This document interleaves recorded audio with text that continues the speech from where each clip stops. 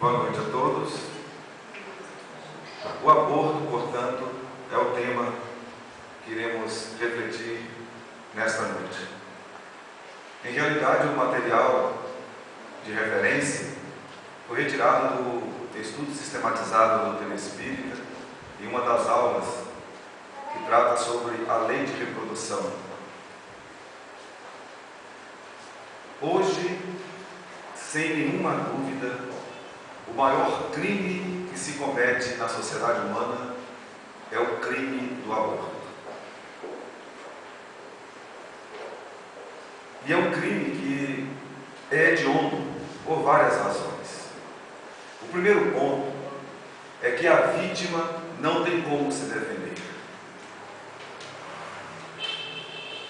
O segundo aspecto é que a chamada sociedade saudável, constituída pelas famílias, tem uma grande e grave participação nesses processos. Ainda o nosso mundo se agita com os pedidos que surgem de toda parte para que o aborto seja legalizado em todas as partes do mundo. Movimentos vários, inclusive em nosso país, estão sendo feitos com a tentativa de tornar legal este crime. Os países que já instituíram o aborto como uma forma de dar, especialmente à mulher, o direito total de decidir sobre a vida que está em formação na fase intrauterina, além de favorecer, por outro lado, com uma suposta forma de controlar a natalidade para evitar a densidade demográfica, essas justificativas têm transformado alguns países que já instituíram o aborto como algo legal. Uma situação das mais vexatórias. A população está desaparecendo. Não está havendo a perpetuação da espécie, porque a lei de reprodução não está sendo considerada. Inicialmente, vamos colocar alguns pontos, digamos assim, mais técnicos, referentes ao aborto, e na conclusão, deixaremos o ponto de vista espírita falar sobre o assunto. Existe, naturalmente, o aborto espontâneo, aquele que é considerado culposo, quando não há intenção de matar o feto. Pode ser uma coisa acidental, a mulher pode sofrer uma queda, passar por um acidente automobilístico, alguma coisa que provoca um choque e venha interromper a contradita a reencarnação em seu nascedor. Pode acontecer também que um ou outro espírito desista até mesmo de reencarnar, por não se sentir seguro, por estar vivendo situações de medo em relação às provas que irá enfrentar. E pode acontecer, não é muito comum, mas pode ocorrer, que algum espírito até mesmo desista, abandonando assim um pouco a informação. Em outros casos, a expiação também ocorre.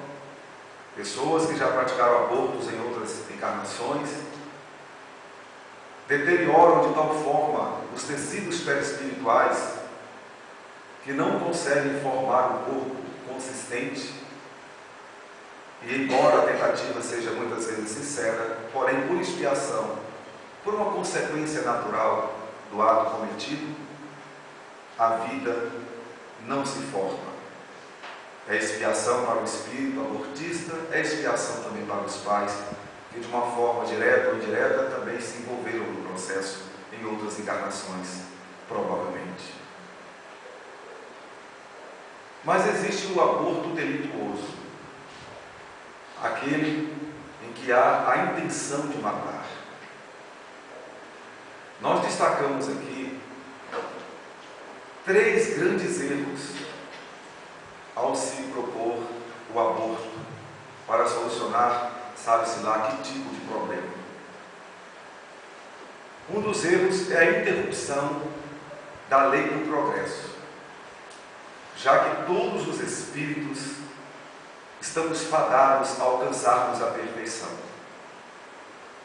E o mecanismo educacional evolutivo divino é o processo reencarnatório. É o período em que o espírito aprendiz necessita adentrar o corpo físico e passar um período de experienciações diversas que vai lhe dar a condição de se desenvolver moral e intelectualmente, retornando ao mundo espiritual, voltando ao mundo físico, neste processo rotatório, quantas vezes necessário for, até que se aprimore, galgando elevação para projetar-se a mundos mais adiantados, até que por fim alcance a perfeição possível para os seres humanos. Esse é o mecanismo divino. Esse grande erro de interferir no processo didático educacional para oferir ao espírito a oportunidade de marchar rumo ao progresso. É de uma gravidade extrema, como se vê do ponto de vista espiritual. O outro erro é retirar a oportunidade de evoluir com a convivência com os filhos. Os filhos são os maiores instrumentos de evolução para os pais. Não existe processo mais perfeito, mais adequado para colocar o ser humano nas situações mais profundas do ponto de vista humano e do relacionamento, do que a convivência na educação dos filhos. Tudo que há de mais profundo a se viver na Terra é dentro da família e principalmente com os filhos. Quem evita esse contato está retirando a maior das experiências humanas do ponto de vista das possibilidades de crescimento real em situações de extrema sensibilidade humana. E o outro grande erro é quando se inflige um dos 10 mandamentos mosaicos que são destacados no capítulo 1 do Evangelho segundo o Espiritismo. O mandamento que diz: não matarás. A ninguém foi outorgado o direito de matar.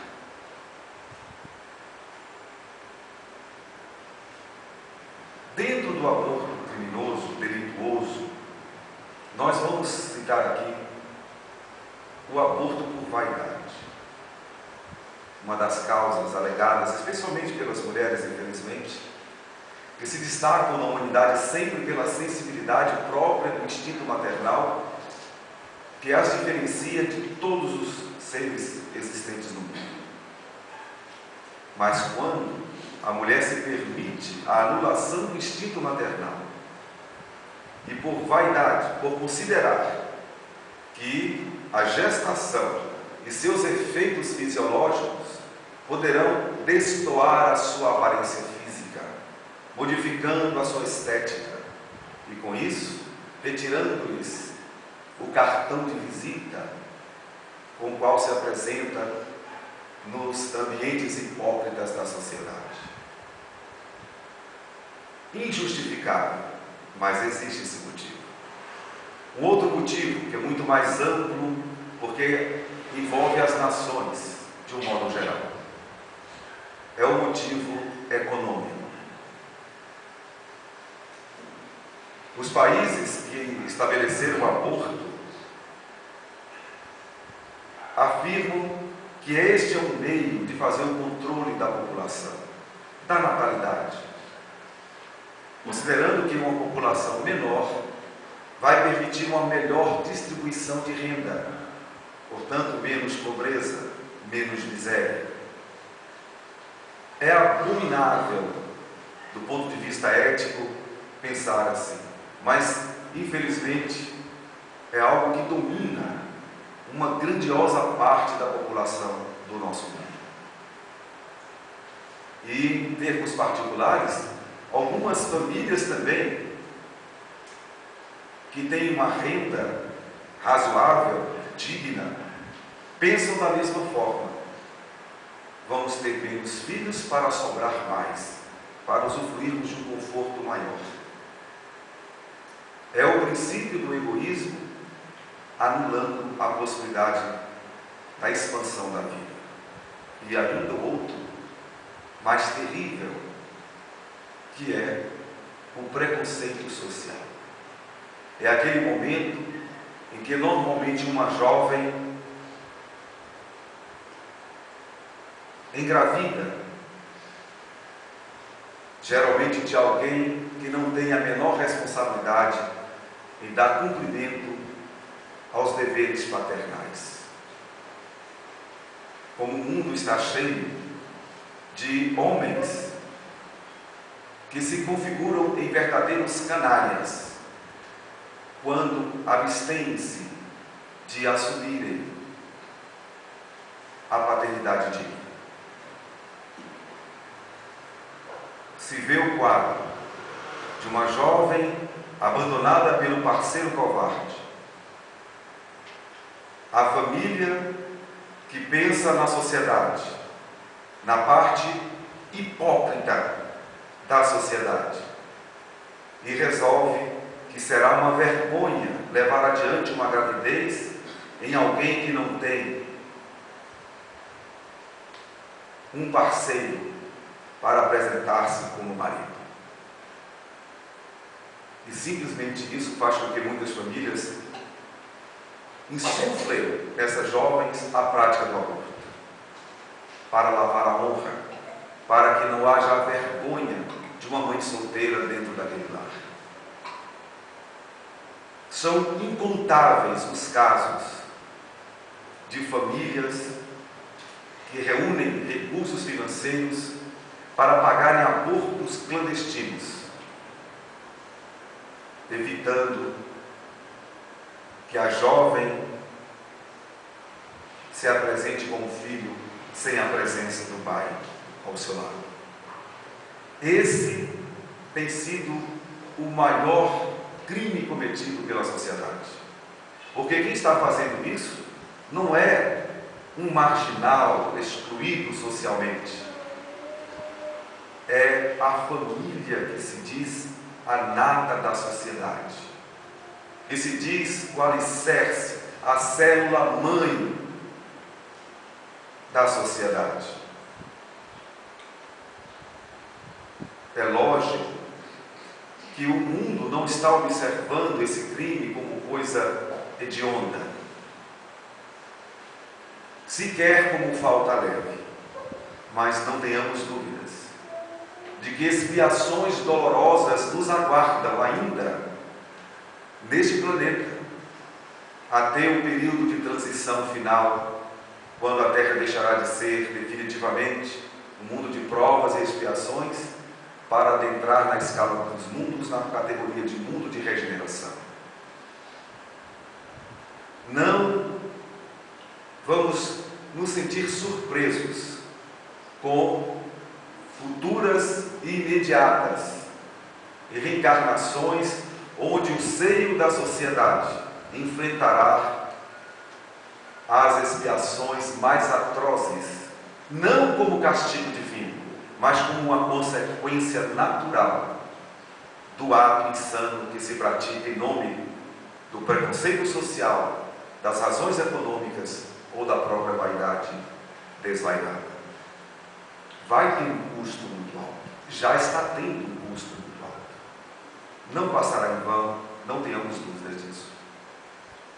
A cada ano nós estamos levantando a bandeira no meio espírita para que essa sociedade alternativa, entre aspas, que o Espiritismo cria, numa tentativa de reviver os princípios legítimos do cristianismo, no que concerne à sua essência, a aplicação plena da lei do amor, de justiça e de caridade, para que pelo menos nós tenhamos essa coragem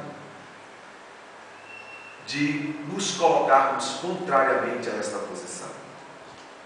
E não apenas nos colocarmos politicamente contrários à ideia do aborto, mas que façamos atitudes que correspondam a esta postura, localizando, que sempre haveremos de localizar pessoas próximas, parentes, amigos, que vão estar apresentando esta dificuldade.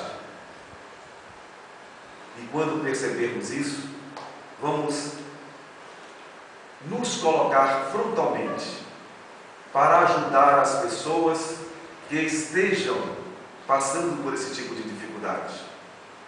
Particularmente, ficamos felizes com o nosso movimento espírita local, que tem um programa preventivo que acolhe a mãe gestante, especialmente em condições de abandono da própria família e do parceiro covarde.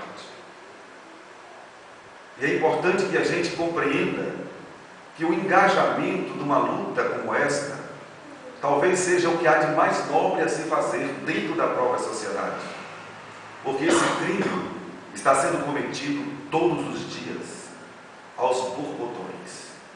Eu repito, é o crime mais grave que está assolando a sociedade e que trará consequências nefastas. Não duvidemos disso. Alguns espíritos dizem que, de certo modo, todas as famílias vão enfrentar uma situação da chamada mãe solteira. Todas, com um teste, para saber em que grau de preconceito as famílias se colocam diante de situações como essas. Infelizmente, os dados não são favoráveis, porque a maioria cede ao preconceito social.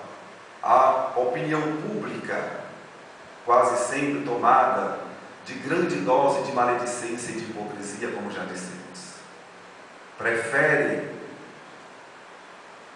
abafar os ouvidos das maledicências e as bocas pusilânimes do que valorizarem a vida. Existem vários tipos de abortos que podem ser praticados.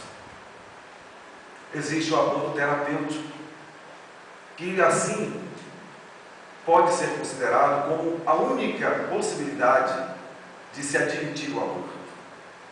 Nas obras da codificação, esse assunto também é tratado, com a conclusão de que, numa situação onde os médicos, apenas os médicos, sérios, especializados em constatando que a mãe corre risco de vida no processo da gravidez, caso essa siga adiante, neste caso único, interrompe-se a vida que está em formação e preserva-se a vida que já está formada. Mas mesmo assim, aqui mesmo, o ano passado, ouvimos um depoimento de uma cursista, uma senhora que disse que os médicos lhe garantiam que ela não poderia ter filhos, ela iria desencarnar, viria a óbito, certamente, se insistisse no processo de gravidez. Ela disse que tomou deliberadamente a decisão de continuar a si mesma, ainda que ela viesse a morrer, porque era a sua vida que estava em risco. Então ela entendeu que caberia a ela a palavra final. Levou a gravidez adiante, nasceu o filho. Os médicos perplexos assistiram a esta heroína correr o risco de vida para dar a vida a mais um ser. Não contente, nova gravidez, novo alarme dos médicos. Novamente nasceu uma filha. Hoje estão casados, estão com filhos, ela agora tem netos. E conta comovida a sua história. Porque mesmo numa situação em que se permitiria o aborto, ainda assim, a misericórdia divina pode intervir, porque a vida pertence a Deus, em primeira e em última instância.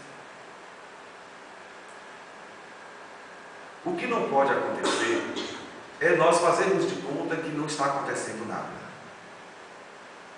Allan Kardec, ele faz uma abordagem em O Evangelho segundo o Espiritismo, colocando que a maior virtude dos nossos tempos é o desenvolvimento da inteligência.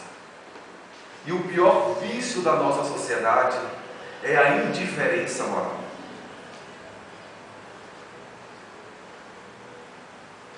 É ver e fazer de conta que não está vendo. Jesus, ele já alertava os primeiros apóstolos, dizendo-lhes que os filhos da luz têm menos coragem do que os filhos das trevas.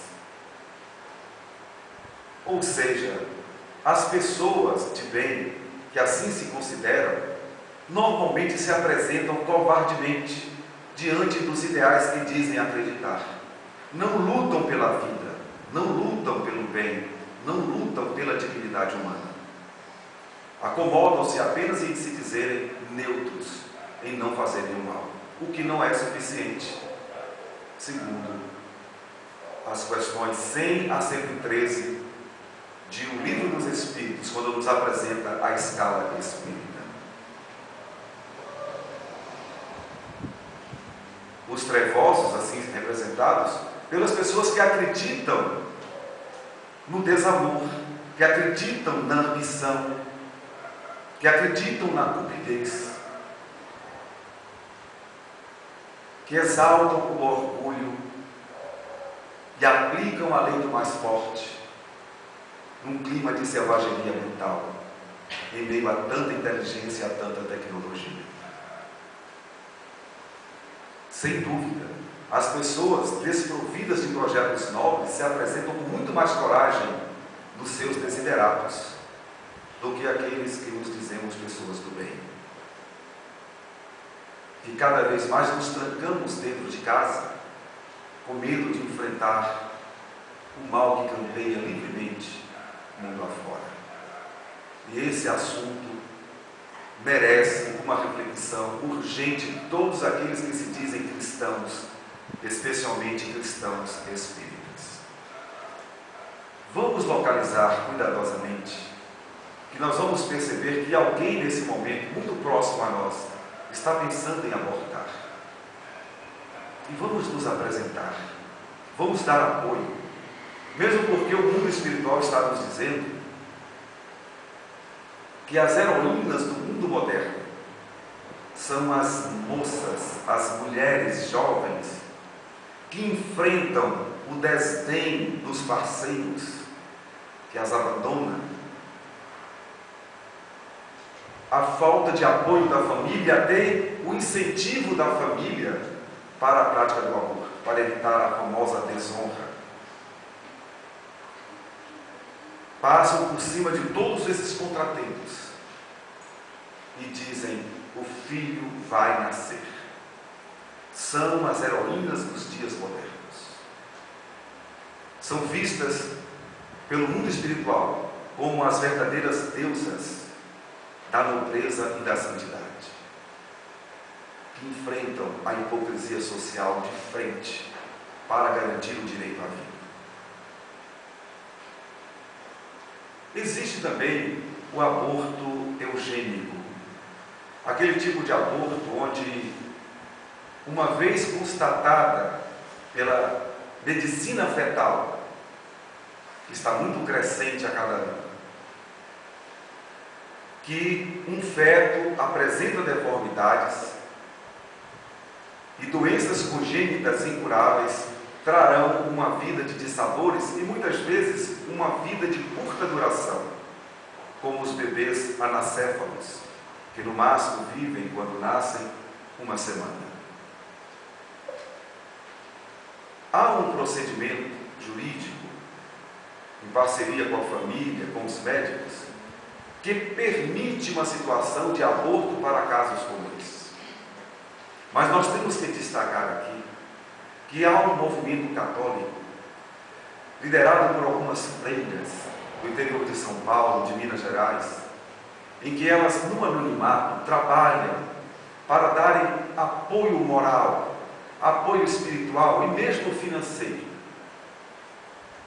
às mulheres que, mesmo tendo o diagnóstico de uma deformidade, de uma doença incurável, num feto que durará poucos dias ou horas, assegurando-lhes o direito de serem mães, nem que seja por um segundo,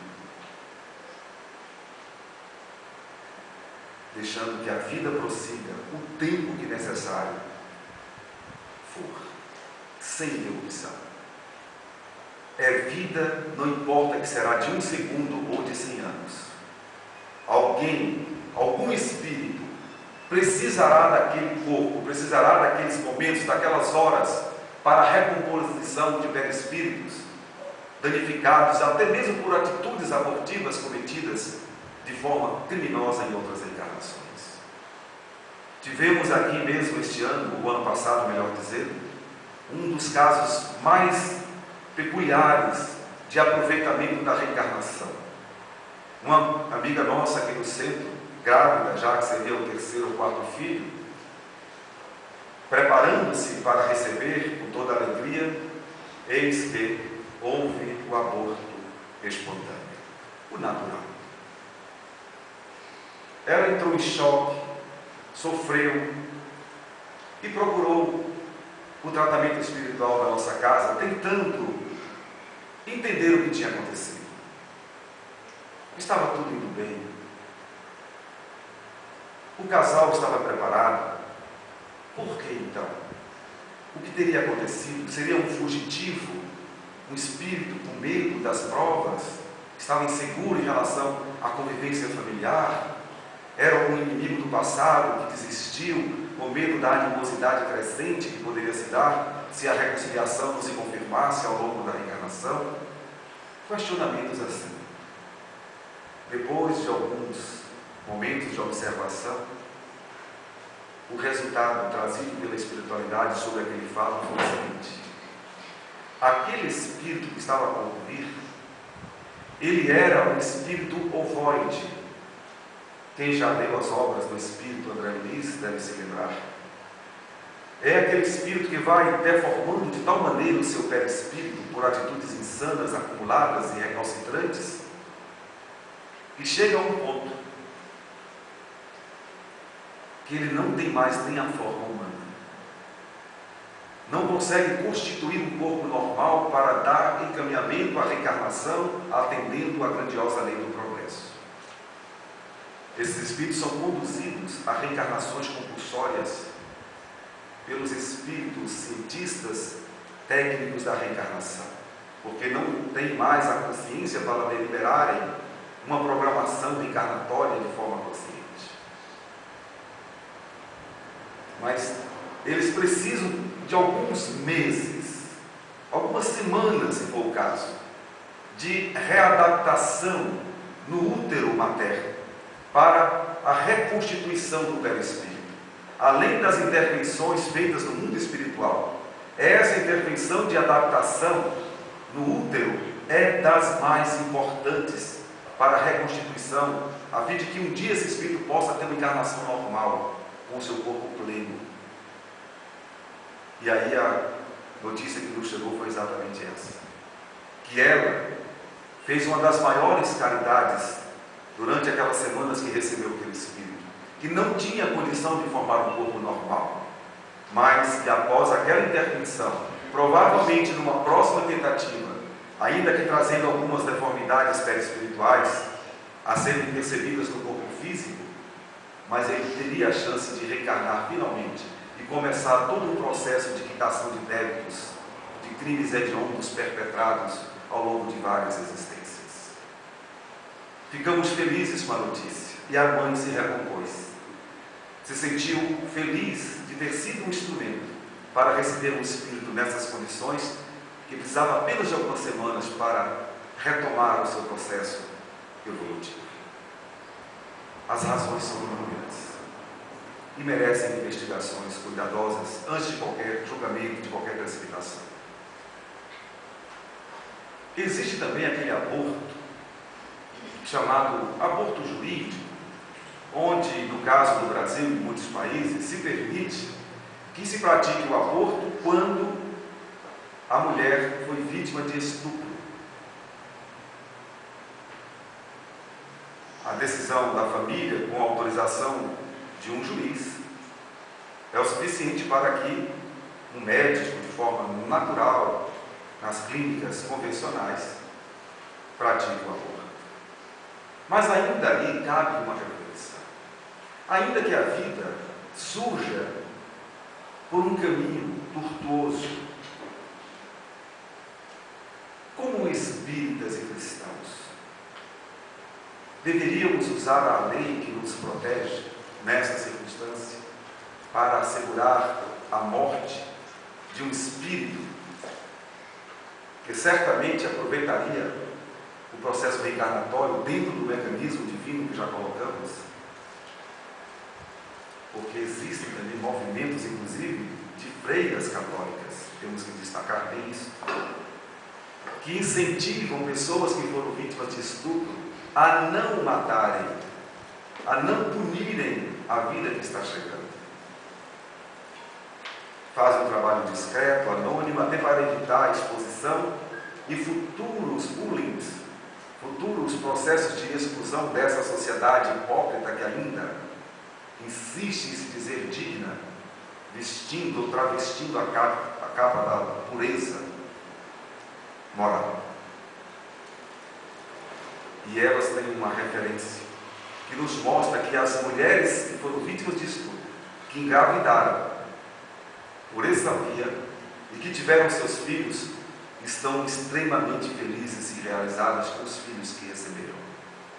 Pessoas de bem, pessoas produtivas, pessoas que mudaram até o rumo das vidas das famílias, trazendo grandes alegrias, como assistimos todos os dias aquelas mães jovens que receberam seus filhos sem qualquer amparo.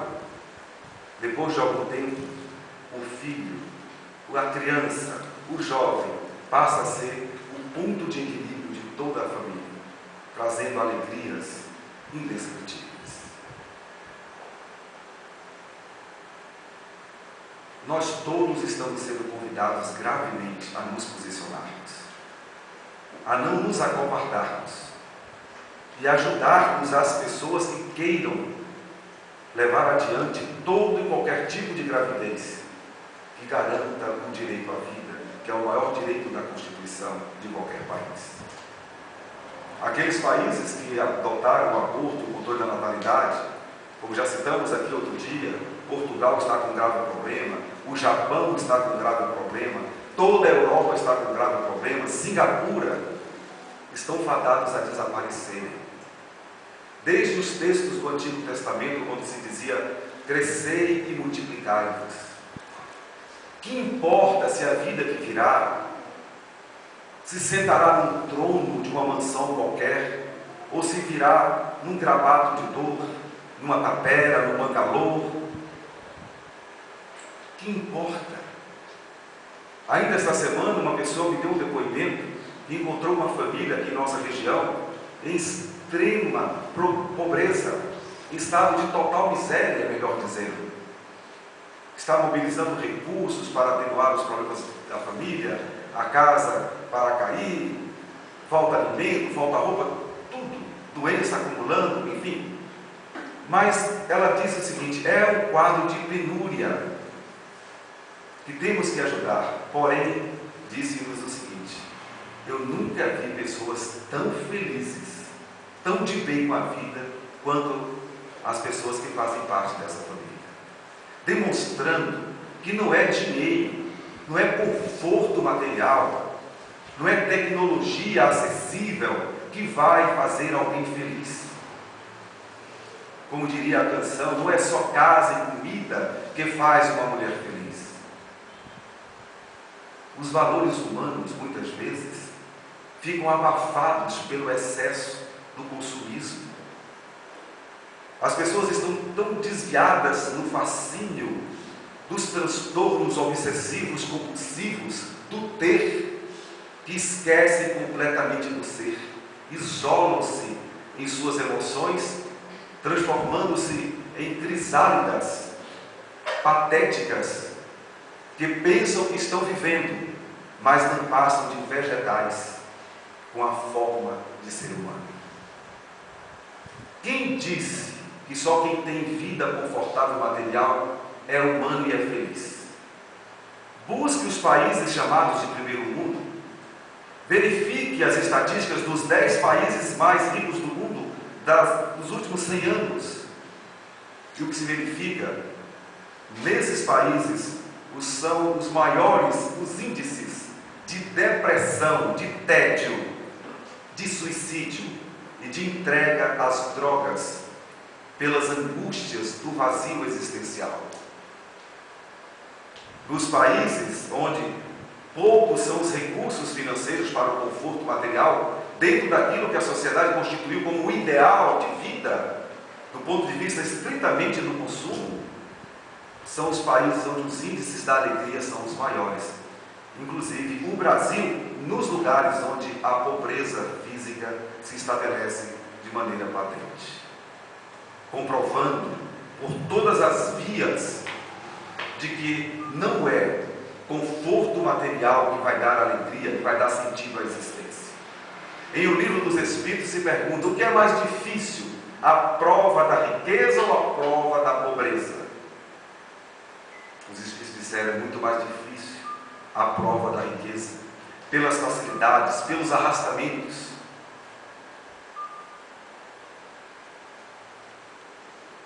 E a prova da pobreza, por si só, ajuda o ser humano a desenvolver a paciência e, sobretudo, a principal de todas as virtudes que nos levarão às demais, a humildade.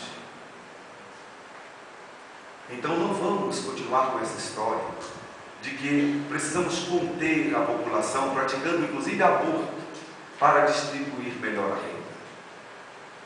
Que basta que sejamos desprendidos, basta que sejamos fraternos e ninguém passará fome ao nosso lado. Nós saberemos repartir o nosso pão com quem estiver faminto ao nosso lado. E jamais vamos fazer esse abrupto processo de egoísmo coletivo, matando a vida com a ideia de que assim os que estão vivos viverão melhor. É um dos maiores equívocos cometidos pela sociedade humana. Não vamos por essas vias. Mas os bebês indefesos estão aí provavelmente gritando. Um grito de silêncio.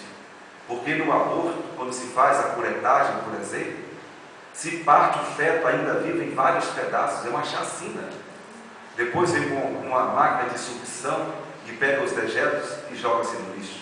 Ou se aplica a injeção com sal, o feto desseca, depois ele é retirado e jogado numa lixeira ou num vaso de qualquer banheiro, de qualquer clínica pelo mundo afora.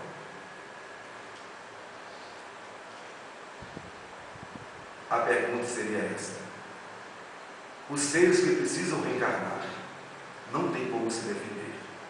Não seria o caso de nós espíritas tomarmos a defesa desses seres com toda a coragem? Já que eles não podem se defender, vamos lutar por eles. Onde quer que exista qualquer fagulha de tentativa de aborto, vamos com toda a coragem, vamos interromper esse processo. Outro dia eu tive que fazer isso. Uma jovem desesperada, considerar que a família não ia aceitar a sua gravidez, o namorado fugiu até da cidade, nem deu notícias, em meio ao desespero, nos procurou.